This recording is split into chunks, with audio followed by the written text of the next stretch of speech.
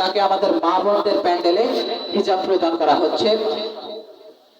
যে কথা বলছিলাম, আমাদের যিনি সম্মানিত প্রধান আলোচক, তিনি কিন্তু আরেকটা বাংলাদেশের নন্দিত মুফাসসিরে কুরআন ডক্টর মিজানুর রহমান আল আজহারি, তার মতোই আলোচনা করে থাকেন।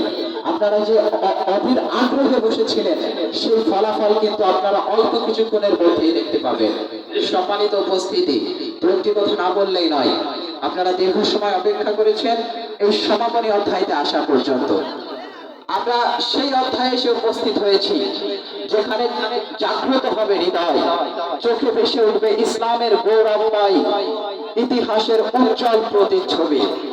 আজ আমরা শুনব সেই ত্যাগের কথা, যে সেই বীরত্বের কথা যা আমাদের পূর্ব উত্তরসূরিরা অশ্রু দিয়ে লিখে গিয়েছেন ইতিহাসের পাতায়। আজ আমরা মনে করব সেই কথা যা আমরা